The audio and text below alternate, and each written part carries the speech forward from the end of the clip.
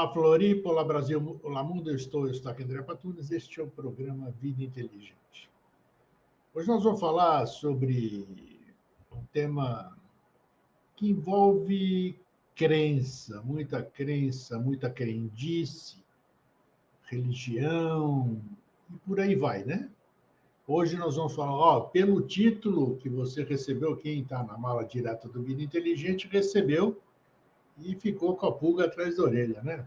Porque Cristo, Maitreya e Lúcifer, alguém com certeza, quando chegou, leu a terceira palavra lá, Lúcifer, o que tem que ver uma coisa com outra? E assim, eu estou presumindo, né? Estou conjecturando, mas provavelmente causou um impacto.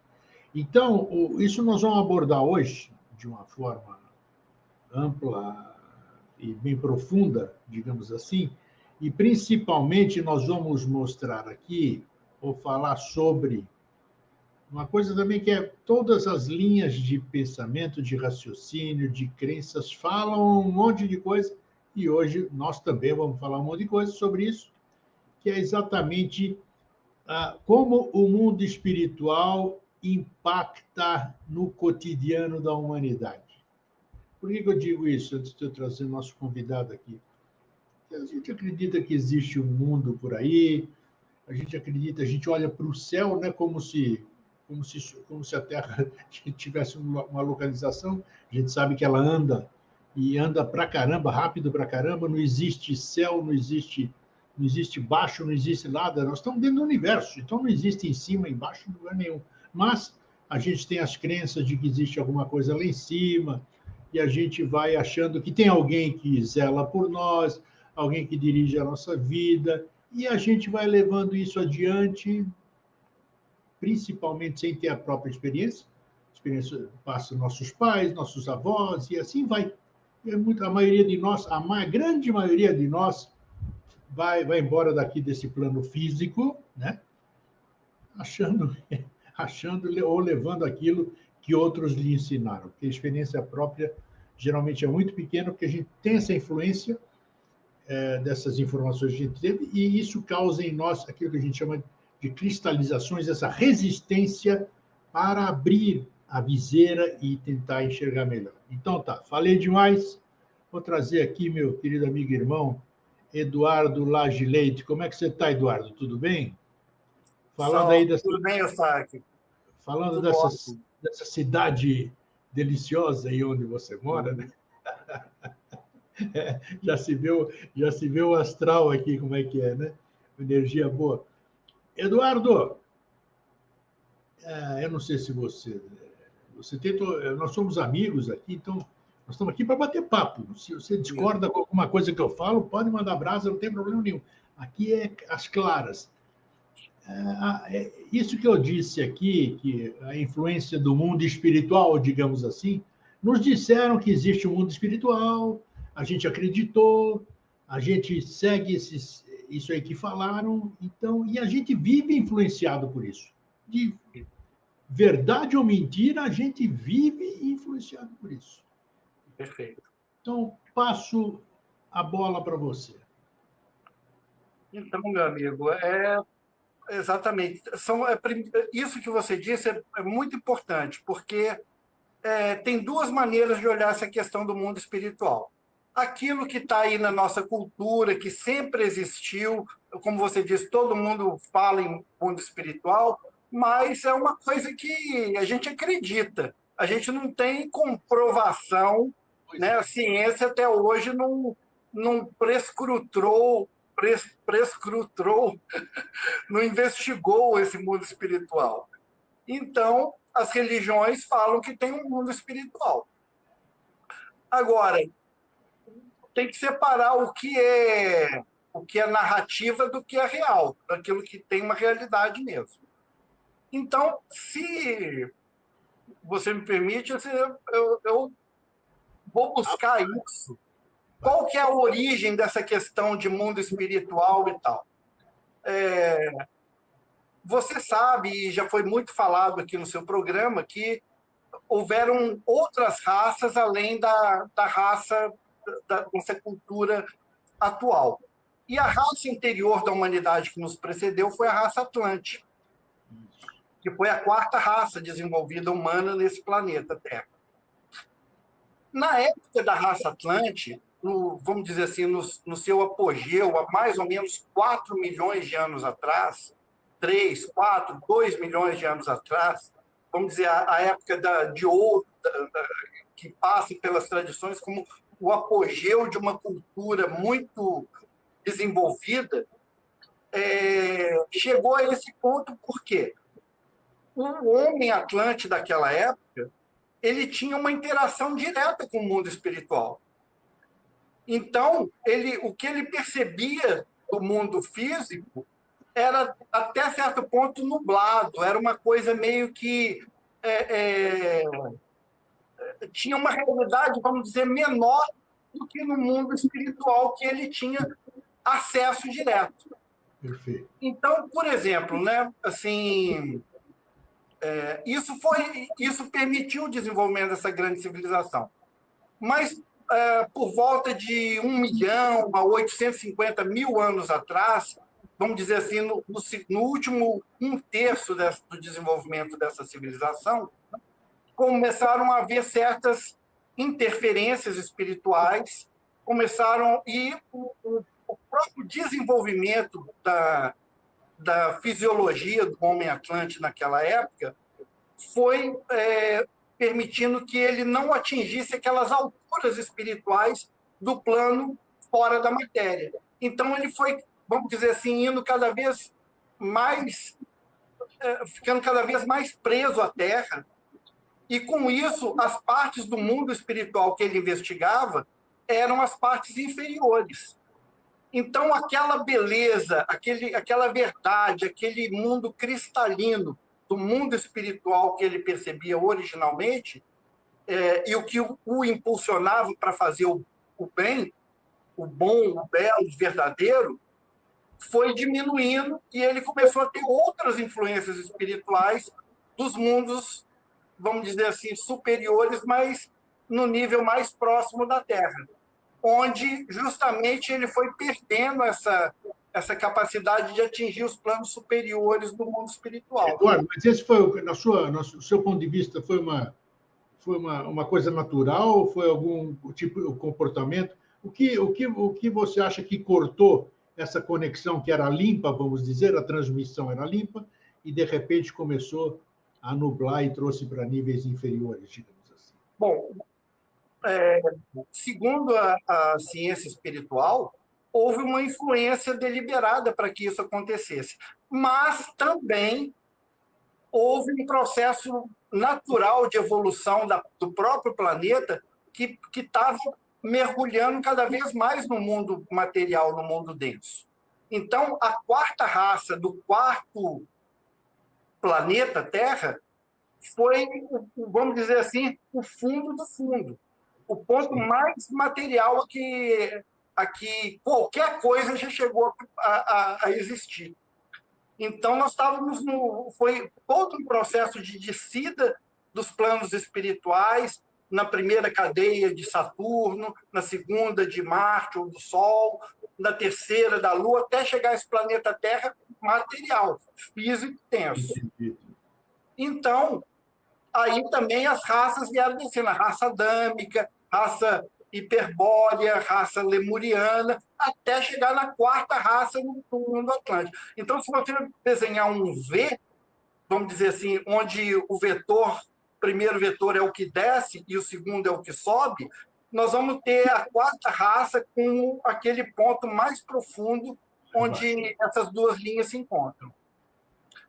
Bom, então houve as duas coisas, houve uma confluência tanto do universo, das forças naturais, como uma influência deliberada dos planos espirituais e também da organização daquela sociedade que, vamos dizer assim, vamos dizer que aquele mundo Atlante tinha 7 países, 7 regiões, 7 continentes, vamos dizer assim, continentes ou cidades, como muitos dizem, o tamanho não importa. Vamos dizer que aquela civilização estava dividida em 7 cantões, 7 países, 7 nações, Mas a quarta região era justamente a que tinha mais poder, mais desenvolvimento.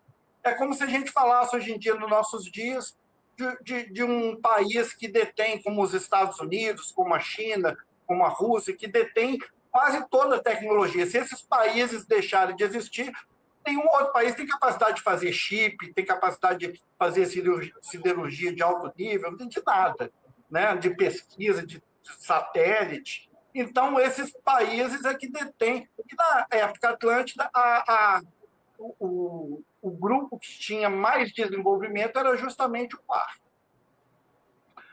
Bom, eu até gostaria de voltar a isso depois, porque isso tem tudo a ver com a personagem que a gente chama de Lúcifer. Vamos lá. Que é o autor da Grande Rebelião, né? Que proporcionou a queda da civilização Atlante e muitas outras coisas também. Mas você falou aí desse mundo espiritual.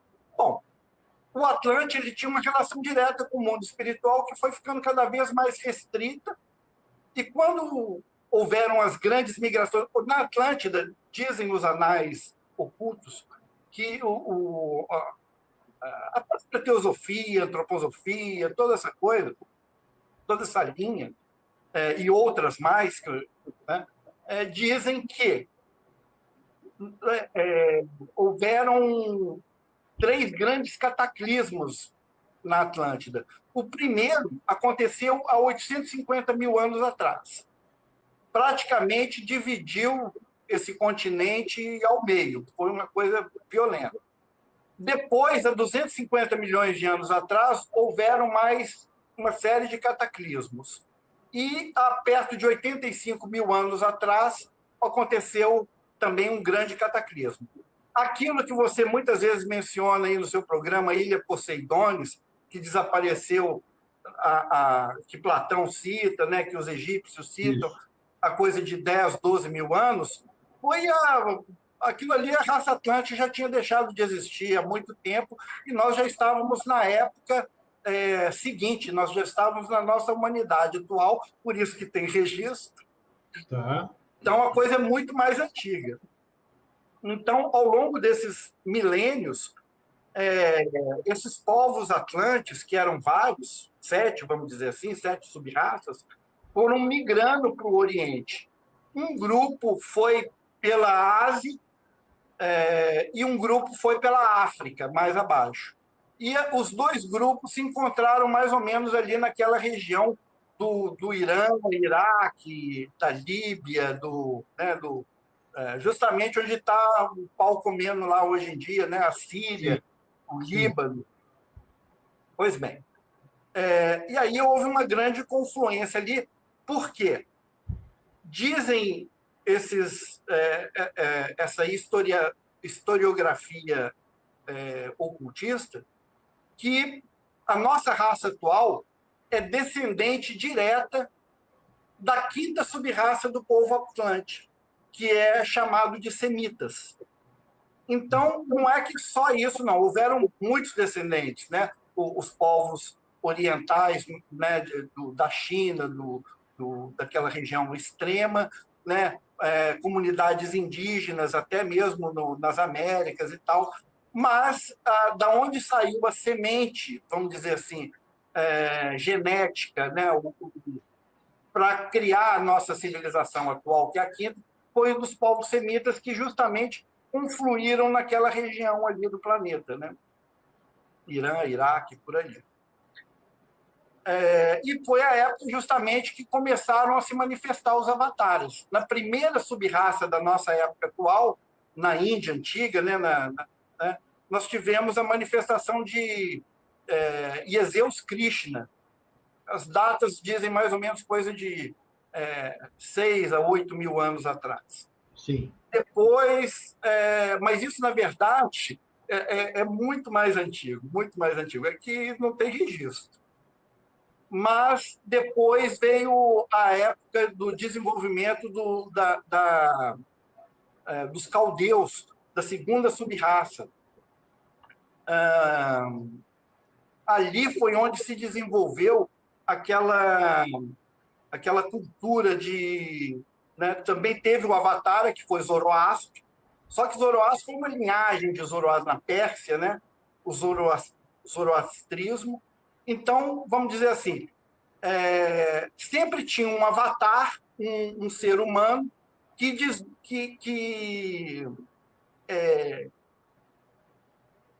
aí fazer um pequeno hiato. À medida que essas raças foram desenvolvendo, o ser humano foi perdendo a noção, a capacidade de ir no mundo espiritual. Entendi. Então, desde esses primórdios, mas até hoje a gente vai. Como é que vai?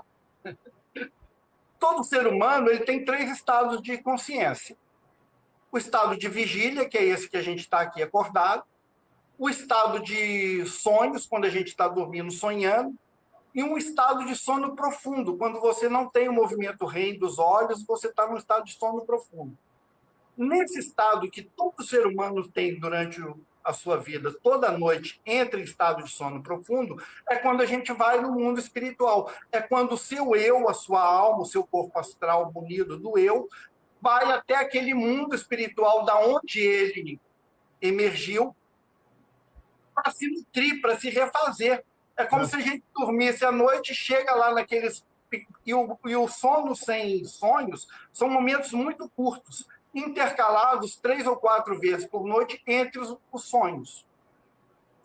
Então, esse tempo curto, que no mundo espiritual é outro tempo, é o suficiente para que a nossa alma se reabasteça da energia que é própria dela, que é da sua origem, do seu ambiente. É como se a gente fosse lá de noite, respirasse fundo, recarregasse as energias, de manhã a gente mergulha de novo nesse mundo material, que é só desgaste, é a gente gastando energia que a gente capturou no mundo espiritual. Mas isso é inconsciente. Ninguém, a própria ciência lembra até dos sonhos, mas o sono profundo não tem sonhos. Mas você está no mundo espiritual, vivendo experiências espirituais, tais como o Atlante daquela época fazia isso com a maior naturalidade e se lembrava de tudo que ele trazia de lá, e com isso ele podia, quando acordava, produzir uma tecnologia maravilhosa. Então, isso foi sendo perdido ao longo de todos esses milênios, até o estado que a gente está hoje em dia, que, como você disse na introdução, esse mundo espiritual é igual caviar. Eu só ouço falar, mas nunca experimentei. Poucos têm Então, esse conhecimento. o treinamento espiritual serve justamente para isso, para que você tenha um estado de consciência análogo àquele do sono profundo, mas desperto, acordado, que é o estado de, como eles chamam na Índia, sono paranishipânico, ou samadhi, ou satori. É quando você tem uma imersão no mundo espiritual consciente e se lembra disso. Que é imprescindível, inclusive, para nos manter vivos, né? Porque é o reabastecimento. Professor Henrique José de Souza disse que, inclusive, todas as doenças, o sono cura tudo. O sono cura tudo. Aí é que está. Agora, como é, não sei como é que é esse processo, mas como você falou, realmente, em sono profundo, a gente deve ir para algum lugar, que às vezes a gente acorda cansado para caramba também, né? Dormiu bem, mas acorda cansado para caramba. Sei lá o que a gente faz. Acorda cansado quando a gente não atinge esse estágio. Pode ser, exatamente. São coisas interessantes para se descobrir. Pô, como é que eu posso ter ido em algum lugar espiritual elevado disso aqui se eu voltei todo quebrado? Exatamente. Não foi. Vai, ou segue. ficou nos níveis mais baixos, onde não há aquela energia akáshica, aquela fonte de vida que nos nutre espiritualmente. Fica no mundo astral, no denso, né? E aí volta. Isso. Exatamente. Segue, vamos lá. Então, como eu estava falando, durante essas migrações dos povos atlantes para colonizar em direção ao Oriente, tudo isso já tinha sido perdido. Então, para o homem ter acesso ao mundo espiritual, ele precisava passar por uma iniciação especial. Naqueles escolas de mistérios, nos oráculos, né? Ele precisava aprender uma coisa que antes para ele já era natural. Então, surgem as figuras, inclusive, dos avatares. O avatar, o que é? É um ser humano, como nós, que encarna um espírito transcendental, um ser puro do mundo espiritual. Então, por exemplo, Krishna, ele encarnou a ideia de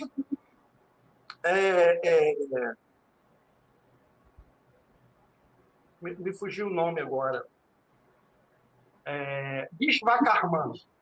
Tá. Krishna é o homem físico e Vishvakarma é o espírito. É o estado de ser. É o estado de ser. É o estado, é o que ele representa na vida terrena.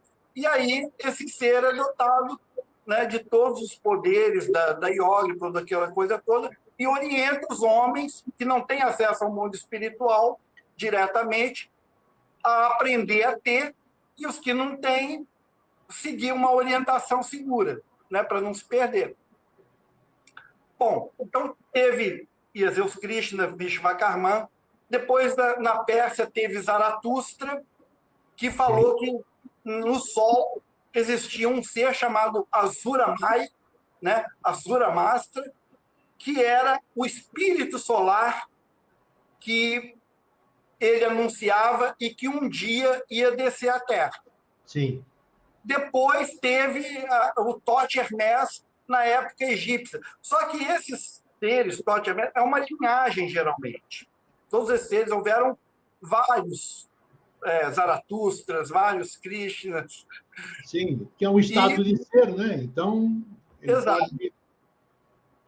E, vamos dizer,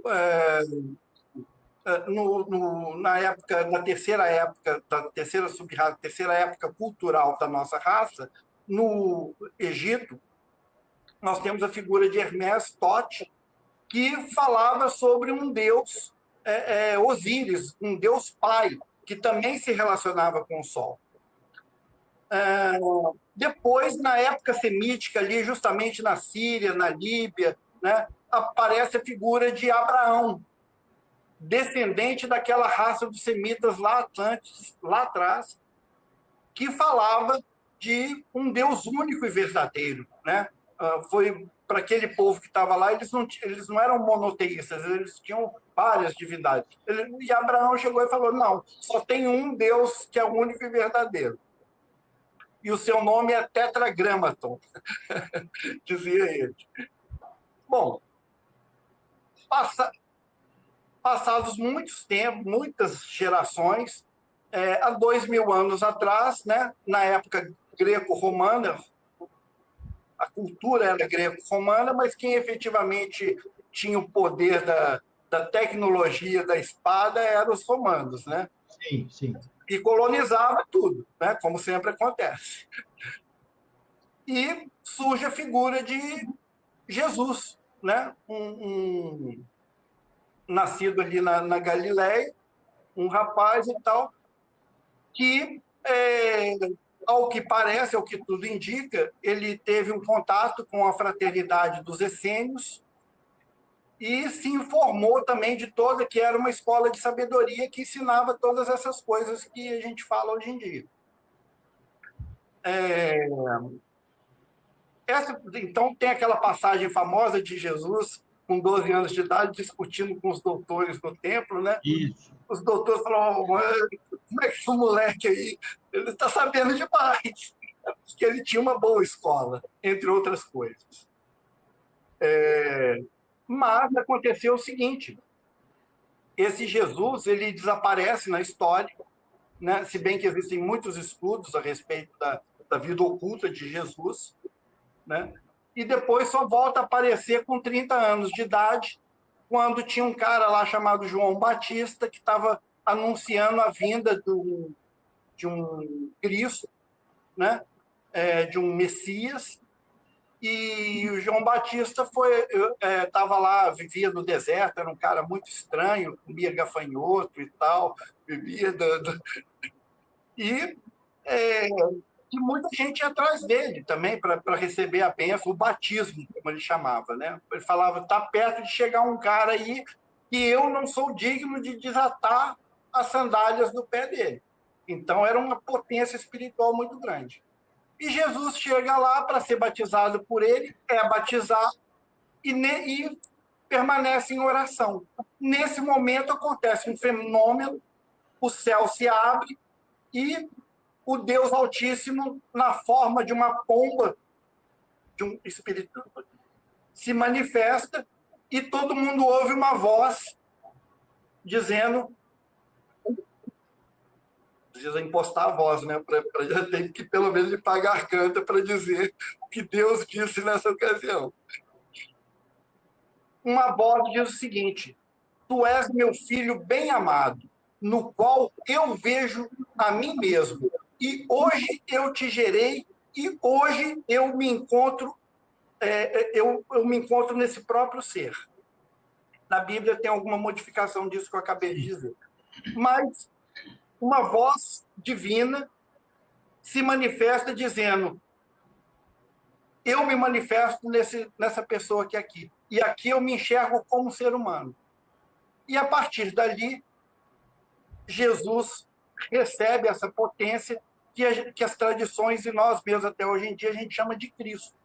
Cristo é o mesmo Assura Mazda que vivia no sol, né? Sim, Aquela exato. potência máxima que precisou de um corpo de Jesus preparado durante 42 encarnações distintas a partir de Moisés, de Abraão, para chegar ao ponto de receber aquele tipo de consciência. Então, através de Cristo, se manifestaram toda a linhagem de Krishna, de Assura Mazda, de Osíris. Zoroastro, de Hermes. Vamos dizer assim, igual a gente tem um corpo físico, um corpo etérico, um corpo astral, um corpo mental, na figura de Jesus, esses corpos eram as kayas, como dizem os budistas, Nirmanakaya, Shambhogakaya, Dharmakaya, desses avatares anteriores. Então, é como se toda aquela linhagem de avatares da quinta raça mãe se projetasse no Cristo Jesus, munido de mais uma etapa de evolução, que era um ser que nunca pôde andar na Terra com pés humanos, que é Cristo, a essência do Pai mais elevada, que só podia viver num ambiente ígneo, flogístico, como a nossa estrela solar. Perfeito. Então, não é pouca coisa isso. Não é pouca coisa. Nós não podemos, assim, avaliar a grandeza desse fenômeno pelo que as religiões dizem, porque as religiões é uma maneira de dizer tudo isso de uma maneira popular, que as pessoas, que cada um vai entender como quiser, na verdade é essa. Mesmo que seja um rabino, um pastor, um padre, um erudito, cada um vai ter o seu entendimento. O povo também. Cada um vai entender isso da maneira que quiser. Mas fato é que na pessoa de Jesus, né, muitos chamam ele de Joshua, mas há controvérsias de muitas escolas. Pelo que eu pesquisei, e trago isso para vocês com muita humildade e pureza de espírito, pelo que eu pesquisei, até mesmo referência dos livros talmúdicos e outros, dizem que Joshua ben Pandira, ou seja, Jesus, filho de Pandira, foi um iniciado que era o chefe, vamos dizer assim, a maior autoridade das comunidades essênias, que os essênios eram grupos de iniciados, né, que viviam em comunidades, escolas de mistérios, que, durante o cativeiro da Babilônia, aprenderam muita coisa com os magos persas, né? Toda aquela sabedoria que eles tinham e trouxeram para a região deles e formaram uma rede de fraternidade, de confrarias chamadas essênios ou terapeutas ou nazarenos. Inclusive, esse Joshua ben Pandira, ele viveu sob o reinado de... me esqueci o governador da época, mas ele viveu um pouco antes de Jesus bíblico. Ele viveu entre o ano 150 144 e 77 a.C., mais ou menos uns 80 anos antes de Jesus. E ele também foi morto por apedrejamento pelos outros rabinos lá dos fariseus, dos saduceus, foi morto por apedrejamento, por heresia, por estar divulgando e ensinando essas verdades esotéricas. Mas ele deixou 5 discípulos, e um deles foi para a cidade de Nazaré fundar a fraternidade, o núcleo, a comunidade de essênios, na cidade onde Jesus nasceu. Então, existem muitas histórias que nós não vamos entrar aqui no mérito delas. Mas eu acho que é importante dizer. Agora, peraí, isso aí eu nunca ouvi falar, né? Isso que você acabou de dizer. Agora, me dá uma dica, ou para quem está nos assistindo, você não vai falar um negócio que você não tenha ao menos uma fonte. Que fonte é essa que distingue Yoshua ben Pandira, que separa Yoshua ben Pandira, Yoshua, o filho de Pandira, que era um soldado romano, né? Do Isso. Jesus, o Cristo. Onde você buscou essa informação, vamos dizer? Olha, tem muitas fontes. Tá. Eu vou citar uma que é de fácil referência. A obra, são 4 livros do Rudolf Steiner, né? O Evangelho segundo Mateus, o Evangelho segundo São João, onde ele explica também, na verdade, existem 2 meninos Jesus. Então, tudo isso aí ele é falado ali, e ele explica, para quem estudar esse livro, é fruto de uma série de conferências que foram dadas na Suíça, se eu não me engano, no ano de 1908, por aí, 1910. Acho isso muito importante. Foi feito uns livros. Isso é muito importante. Isso aí não é para ficar, isso aí é para trazer a público. Se exatamente. Tô falando você aqui. Compra no Amazon lá, qualquer livro, os livros estão lá. Então, isso é só uma maneira para essa turma que é da mais esotérica e tal, ter acesso a uma literatura base. Mas para quem por exemplo, se você pesquisar na literatura mais científica, mais historiográfica dos cursos de teologia, você vai encontrar essa informação também, né? Os registros históricos. E no judaísmo também tem um pouco ainda mas parece ponto passivo com relação a essa personagem, Yoshua ben Pandira, que é inclusive citada nos comentários do Talmud. Bacana, eu acho esse tipo de informação, eu acho super importante, e se porventura, estou falando aqui ao vivo, se porventura você tiver algum texto solto, né, porque fora os livros, poste, por favor, na comunidade Vida Inteligente, para que todo mundo tenha acesso a essa informação, e depois, a partir daí, seria um tiro de largada, né, para todo mundo buscar essa informação. Acho super relevante isso. Isso é desmitificação, ou informação correta, né? Porque a gente junta as coisas e confunde. Exatamente. Legal. Mas a Rosa Cruz, principalmente através da MORC, o imperator, fundador da MORC, o Louis, esqueci o nome dele, que agora me fugiu. Foge. Louis, esqueci. Ele também tem muito material a respeito disso, inclusive alguns textos específicos sobre esses ensinamentos. 2 pessoas distintas, hein? Olha só. Yoshua ben Pandira, de Jesus o Cristo. Da mesma forma que se confunde muito, mas aí fica muito mais fácil separar Jesus o Cristo de Apolônio de Tiana, né? Exatamente. E Apolônio também é da mesma época do Yoshua também.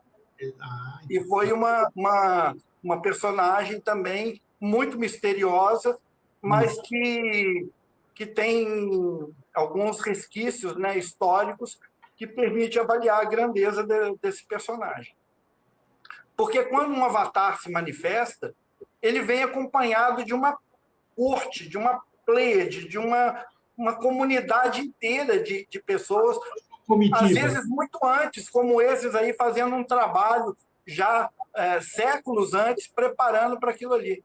Quando São Paulo chegou lá em Atenas e falou: eu vi muitos deuses aqui, mas eu vi um que me chamou a atenção. É um templo ao Deus desconhecido.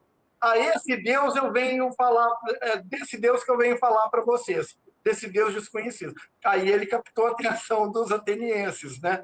Foi. Mas, quando eles ouviam Paulo falar, eles se lembravam, já estava no inconsciente coletivo daquele povo, daquela cidade, aquilo que Sócrates falava 5 séculos antes. Então, pode-se dizer que, de certa forma, Sócrates, Platão, Aristóteles foram preparadores também do cristianismo, que um dia ia chegar lá, não através da pessoa física de Jesus, mas através de um apóstolo, né, como se diz, de um mensageiro, que foi São Paulo, Paulo de Tarso, que no começo ele até era perseguidor dos cristãos, né? Depois teve uma visão espiritual, literalmente caiu do cavalo e teve um contato direto com essa potência espiritual que é o Cristo Jesus. Aí, como se diz, a clarividência dele despertou e ele começou, e ele já era um iniciado, né, que já era um discípulo de um cabalista muito honrado e conhecido e famoso na época dele. Então, ele uniu todo aquele conhecimento esotérico que ele se dedicou a vida inteira para ter essa epifania do Cristo Jesus, dizendo: eu sou aquele a quem tu persegues. Aí o cara entregou os pontos, né? Jogou a toalha e... Não, e é legal, você está me lembrando aqui, porque em Atenas, né, bem perto da Acrópole, tem um lugar onde Paulo fez essa epístola aos atenienses, né? Exatamente, é maravilhoso. Você pisa no mesmo lugar ali, todo mundo visita ali, né? Então, quando você for lá, você sempre vai, né? E posta uma foto lá para a gente. Vou fazer isso, tem razão. Legal, lugar, legal. É bacana, você está pisando na história, né? Com certeza. É maravilhoso. Tá, mas, segue, que eu quero entrar. Nós vamos entrar no Maitreya e Lúcifer daqui a pouco. Pois é.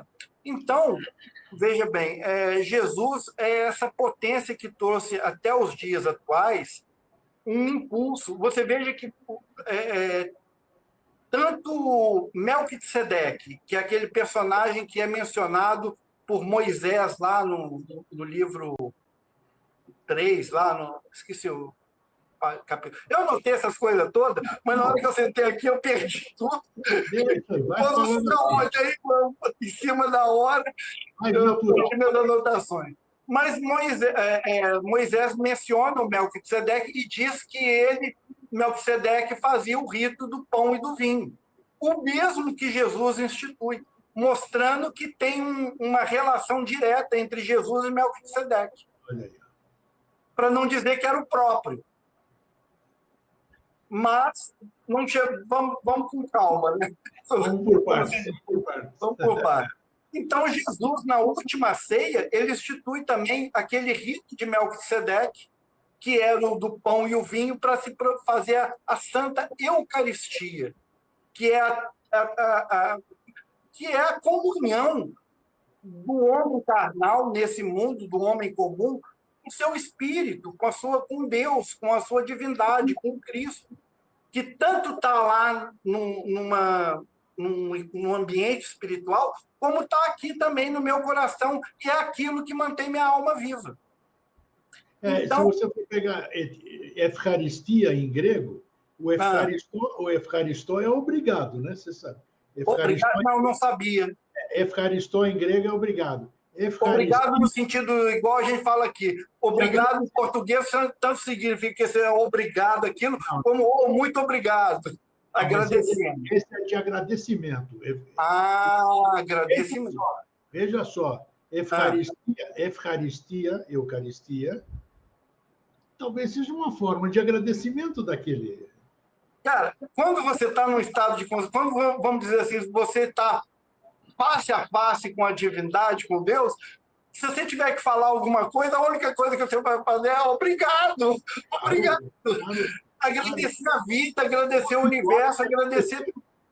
Então, faz todo sentido isso que você está falando. Realmente eu não sabia e é muito esclarecedor saber.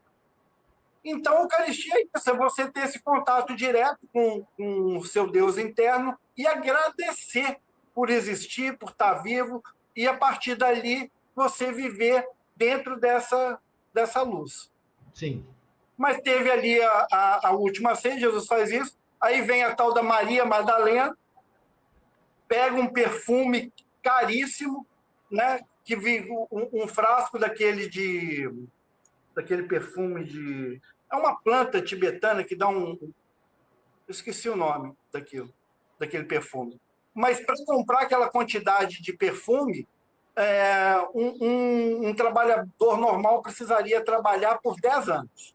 Opa! Vamos dizer, 10, entendeu? Uma pessoa que ganha um salário mínimo da época precisava trabalhar 10 anos para comprar um frasco de perfume daquele. Então, era uma coisa só para os faraó, para os nobres. E a Maria Madalena, não se sabe de onde que ela tirou isso, mas pegou esse frasco e lavou os pés de Jesus com esse frasco, derramou sobre a cabeça dele. E imagina que o ambiente, como é que ficou cheio daquele aroma, né? E daquela luz espiritual do Cristo. E a Maria Madalena, que diz que era a discípula dileta dele, outros dizem que era companheira de Jesus, mas o fato é que ela derrama esse frasco sobre ele, e aí vem um discípulo falar, não é melhor a gente pegar isso, vender e dar para os pobres? Jesus diz, não, deixa essa mulher. Ela sabe que eu não vou estar aqui por muito mais tempo, então aproveitem. Né? E ela enxuga os pés de Jesus com os próprios cabelos, e assim é feita a Santa Eucaristia, aquele grande ritual cósmico de confraternização, que é de sentar à mesa, né? Todo mundo sabe que como é que a gente comemora? Pô, senta junto na mesa, né? Come e bebe. Agradecimento, comemoração, isso que está isso aí, tudo. Exatamente isso. Eucaristia, agradecimento. Agradecer pela vida. Isso aí. E aí acontece aquilo tudo, ele é traído, é morto, crucificado, e levam o cadáver de Jesus para uma catacumba, uma caverna mesmo, que tinha lá em Jerusalém, e é chamada, essa caverna é chamada Morada de Adão, ou Fenda de Adão, era o nome antigo que tinha lá. E lá eles sepultam Jesus, envolto num manto, e fecha aquela pedra lá. E Maria Madalena, depois, no outro dia, vai lá para ver o corpo, e a porta está aberta, e ela fica super assustada. Aí ela entra, vê um cara lá, que ela pensou que era o jardineiro, tomador de conta daquele lugar lá, o zelador, e pergunta, cadê o mestre? Cadê meu mestre? O que fizeram? Roubaram o cadáver de Jesus? Se você viu alguma coisa, por favor, me fala. Aí que ela foi olhando bem assim aquele vulto ali, e Jesus já estava ali num corpo flogístico, etéreo, né? E ele fala, não me toques, né? Porque é uma outra natureza de corpo, e a famosa ressurreição de Jesus. Mas tem um tremor de terra também nessa ocasião, que foi aquele ali que rasgou a coluna, quando Jesus morreu, e diz que o corpo de Jesus foi engolido por essa fenda de Adão para o núcleo da terra. Ora, hoje em dia a gente sabe que aquilo ali era uma embocadura, daqueles canais que tem contato com os mundos internos da Terra, que na verdade são os mundos superiores, e que, como tem nas pirâmides do Egito, tem várias fraternidades da Líbia ali e tal, então Jesus desceu, aquele corpo desceu para os mundos internos, foi engolido, para que e a partir desse momento da morte dele, toda a Terra passa a ter a semente crística. E isso alterou muito o rumo da humanidade, porque se não fosse esse evento, hoje em dia, quem acha que a gente está vivendo uma humanidade ruim, bárbara, não imagina o que seria da humanidade se não houvesse essa batalha de Jesus. A gente estaria assim, no inferno na Terra. A verdade é essa.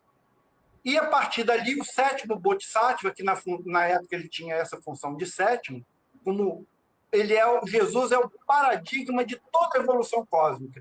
Quando a Terra completar a sua evolução total, daqui a milhares de anos, nós vamos ter uma humanidade de Cristos, uma humanidade iluminada como a presença daquele homem foi para nós na história. Por isso que a gente defende, eu defendo, por exemplo, que o Cristo, que todo mundo espera que vai vir voando, com o anjo tocando trompeta, não é nada disso. O Cristo é esse estado de ser que você está dizendo e que vai fluir do coração de cada um. Internamente, é o que você está falando. Né? Se manifestando em todo mundo, o Cristo voltou à Terra. Pronto. E até lá pode voltar para qualquer um. A oportunidade está aberta a todas. Se você quiser fazer isso nessa vida, é uma questão de propósito. Tem gente que fala, eu era miserável, não tinha dinheiro, e pus um propósito na minha vida, hoje eu coleciono carros bilionários. Se para uma coisa material é possível, pode ser uma coisa espiritual. Perfeitamente. Você vê esses moleques grego que pega bicicleta, skate, as coisas pirueta que eles dão, o domínio que eles têm da gravidade, é inacreditável um ser humano fazer aquilo. Não tem ralinho de nada. Tem um domínio do corpo, uma coisa absurda. Ou seja, o ser humano ele tem uma potência tão grande que qualquer coisa que ele resolver fazer na vida dele, ele consegue. Né? E tem as forças que querem atrapalhar isso. Então, por falar em forças de atrapalhar, nós temos 14 minutos para falar sobre Lúcifer. Maitreya, nós estamos ouvindo, Maitreya é um novo estado de ser, Cristo Maitreya, né? Isso aqui já ficou entendido com tudo isso que você falou. Maitreya, como seria ele, né? É o Cristo se manifestando num ser que nós ainda haveremos de conhecer, ou conhecemos e não nos demos conta da presença dele.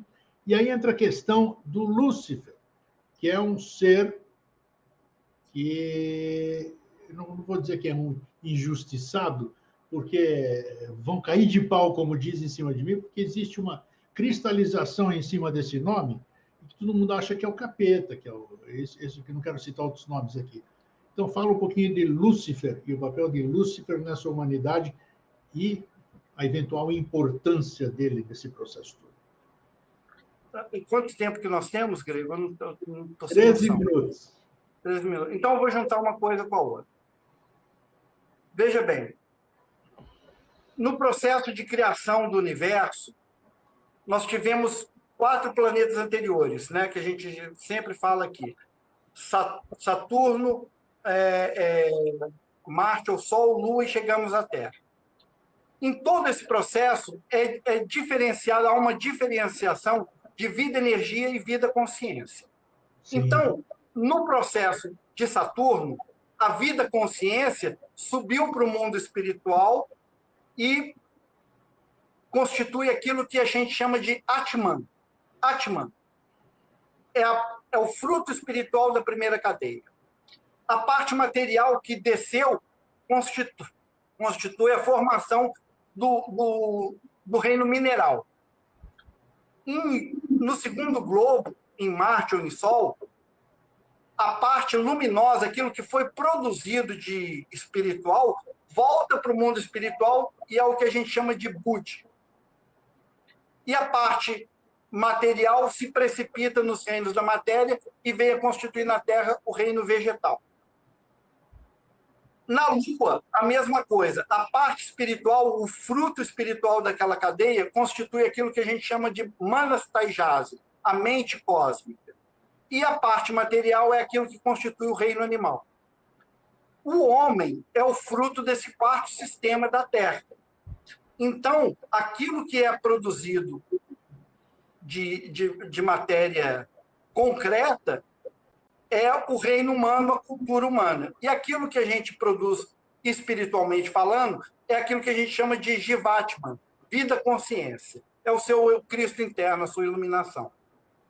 Acontece que, nesse processo de descida do espírito na matéria, os nossos corpos humanos, físico, etérico, astral e o mental também, eles são feitos daquela matéria que se precipitou, que caiu. Por isso que se diz que a nossa alma sofreu uma queda. Ela é impura. É aquela coisa que o São Paulo falava, eu quero fazer o bem, mas na prática eu faço o mal, porque a gente tem uma série de compulsões, porque a nossa alma é feita de um objeto de queda, de forças elementais que são conscientes, não porém inteligentes, mas que fornece a estrutura para a gente existir como ser humano. Então, todo o trabalho do ser humano consiste em pegar essas essências elementais que querem sempre se misturar com coisas densas, grosseiras, para elevar isso espiritualmente através do conhecimento e do amor-sabedoria, que é o que todos os avatares ensinam. Pois bem, chegamos num ponto na Terra, ou melhor, lá na Atlântida, é desafiador em 15 minutos. Se vira. Lá na Atlântida, existem potências espirituais, no mundo espiritual, que não quer que o ser humano atinja esse estado de libertação na raça própria que é a nossa. Então,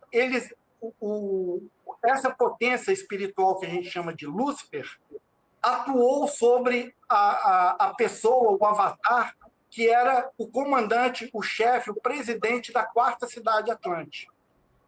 Isso levou a uma queda. Isso levou, porque como ele era o mais poderoso, ele arrastou todo mundo junto com ele. Ele, a esposa e a família dele toda. São os mesmos seres que vão lá na época de Jesus, Rainha Salomé, Herodes, aquela coisa toda lá, que vai pedir a cabeça de João Batista. As mesmas forças. No Oriente, tem um escritor chamado Fernando Ossendowski, escreveu um livro muito importante, Bestas, Homens e Deuses. Ele, no começo do século XX, foi até a Mongólia, fugindo de revolução e tal, e teve um contato com o Buda vivo do Oriente, da Mongólia. Lá na Mongólia era onde estava o centro espiritual que comandava a Índia e o Tibete, através do Dalai Lama e do Dalai Lama. Esse ser era aquele mesmo ser da Atlântida, da quarta cidade, que é chamado de Rigdenjepo. Então, o Oriente inteiro chama Rigdenjepo como o soberano de Shambhala. É o mesmo corpo que existe hoje, é o mesmo que existia lá na Atlântida. Porque, como ele produziu uma grande queda, ele também é responsável por resolver o problema.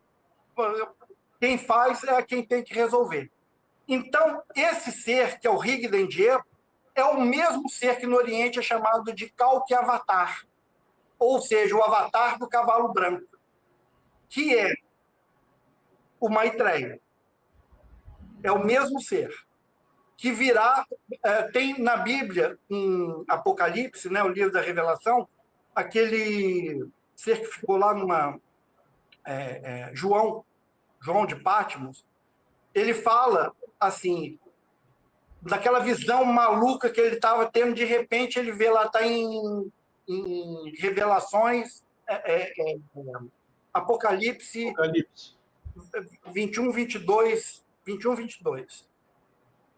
Ele viu um cavalo branco e um anjo falou para ele, esse que vem, que monta esse cavalo branco, é aquele que se chama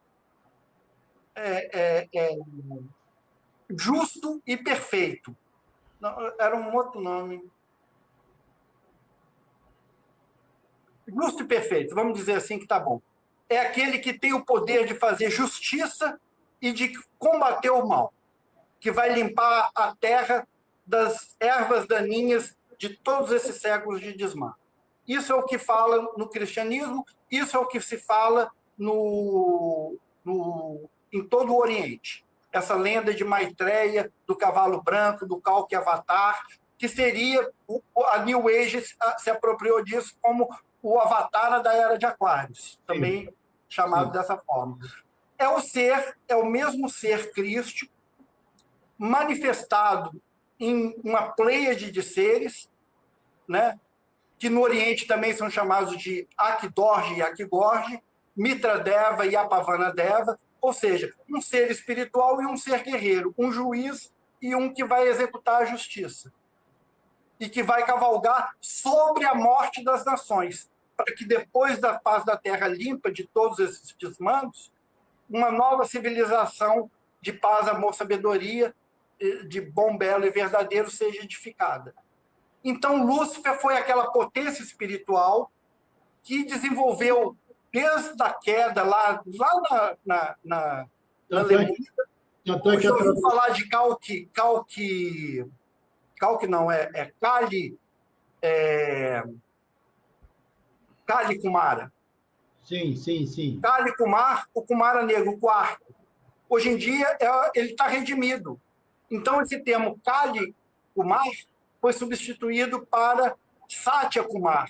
O Kumar da sombra se tornou o Kumar luminoso, que está redimindo a humanidade. Então, tudo isso é um grande estratagema cósmico de criar divisão e oposição, que, no fim, a raça humana seja vitoriosa ou não. Porque tem muitas forças também que não aceitaram essa redenção e trabalham contra a humanidade e são divididas em duas hierarquias, a do quarto e a do quinto caído, que estão realmente caídos. Então, as do quarto, eles querem tudo que é maquinário, econômico, concreto, material, eles dominam nesse mundo atual. Você já viu, Grego, essas dancinhas que imita movimento de máquina, de robô? Sim.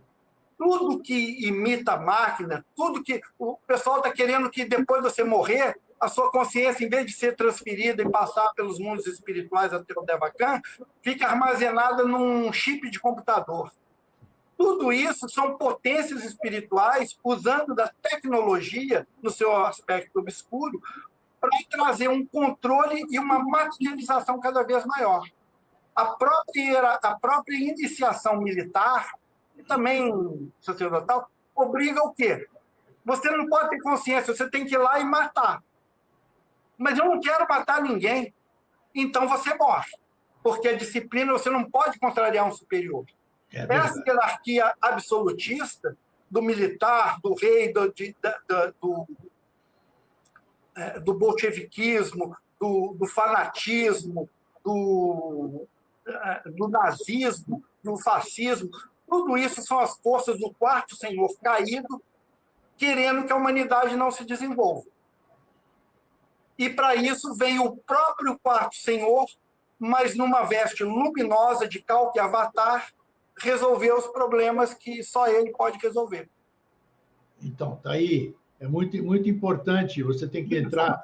Infelizmente, não. Você tem que entrar numa escola iniciática que lide com esses assuntos para você poder saber o verdadeiro sentido das coisas. Tanto é que o nome Lúcifer significa portador da luz. Portador da luz. Portador da luz. Mas o aspecto negativo do portador da luz, que está em conluio com as forças arimanas do quarto e do quinto, que é justamente o contrário, que você fuja através por exemplo, da alienação de ficar rolando programa de internet, droga, tudo que é manifestação esquizoide do ser humano, onde ele perde o seu eu, onde ele perde a sua essência, a sua eucaristia, é trabalho das forças luciféricas caídas. Exato. Que também vem o quinto luminoso, que hoje em dia tem o nome de Luzbel, que é o aspecto luminoso de Lúcifer, consciente. E para quem gosta de Blavatsky, tem muita gente, né? Blavatsky veja o que Blavatsky fala sobre esse ser, Lúcifer, e você vai se surpreender, porque realmente é totalmente diferente. Querem tirar a gente da verdade de todas as formas. Só se a gente for muito persistente para andar na linha. Infelizmente, nós buscadores, a gente diz que é buscador. Buscador tem que ter uma mente holística, uma mente aberta e se permitir ouvir todas as partes para poder, daí, ter o seu discernimento, tirar a sua própria opinião. Eduardo, o que você fala para nós para encerrarmos aqui? Finalmente eu achei o que eu queria mostrar para você. Está vendo isso aqui? Sim. São 3 símbolos, olha. Em cima está um círculo com um ponto no centro, que é o mundo espiritual. Primeiro Logos, primeiro trono. No meio tem um círculo dividido ao meio com uma onda ou um círculo, que é o mundo intermediário, o mundo espiritual. E aqui embaixo o mundo da Terra, governado pelos 4 animais desse pelo padrão quaternário, os 4 elementos e tudo mais. Essa divisão entre os 2 mundos aí no meio é o Akasha. O Akasha é o que separa um mundo do outro. Sim. O que está mais assim. O que está aqui em cima é inimaginável, não existe nenhuma palavra para dizer o que é isso aqui. Agora, essa parte de baixo aqui, ó, do segundo trono, do mundo espiritual, isso aqui é o que a gente chama de Devachan. E essa parte luminosa mais acima é o reflexo do mundo espiritual. Eu agora nem lembro por que eu fiz isso aqui. Eu acho que era para...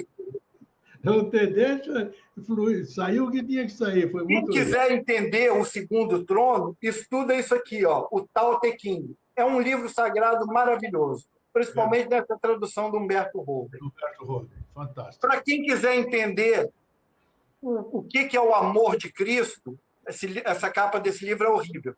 Chama A Arte de Amar, do grande psicoterapeuta Erich Fromm. Estuda isso para entender o problema do bem e do mal. Está aqui. Bacana essas dicas aí. Para quem gosta de historinha e da... Isso aqui é um livro de Urântia. Isso aqui é uma Bíblia, que ninguém, igual a Doutrina Secreta, ninguém nunca vai conseguir ler.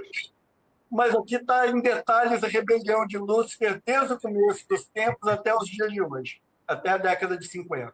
Tem material para todo tipo de... Então, meus amigos, tem...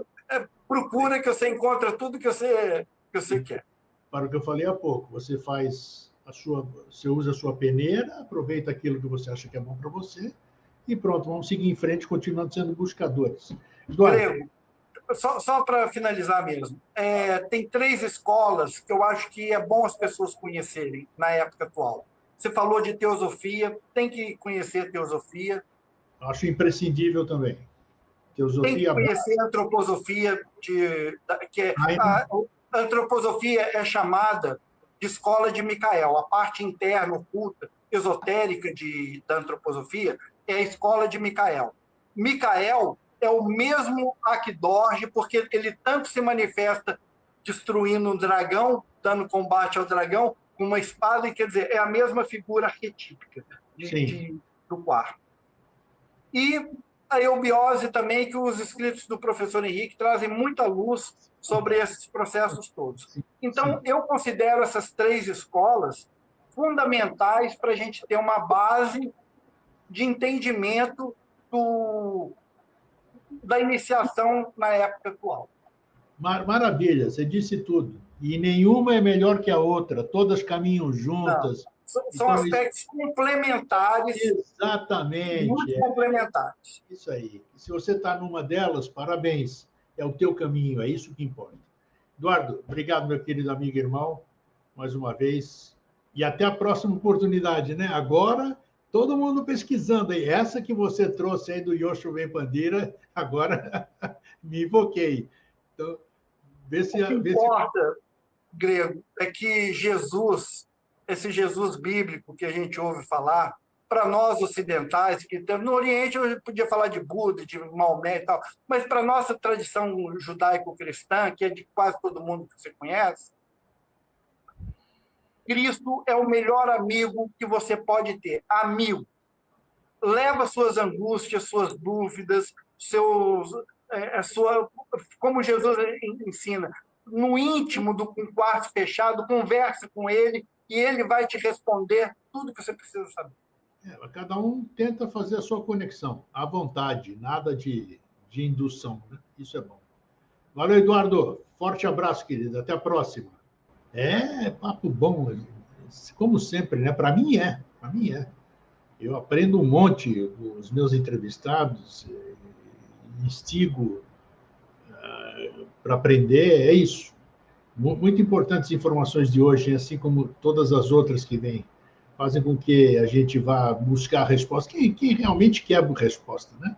Quem não quer, continua levando a vida, tem todo o direito, o livre-arbítrio de levar a vida do jeito que quiser. É isso aí, gente. Fraterno abraço e até a próxima semana. Tchau. Feliz sempre. Isso é o mais importante.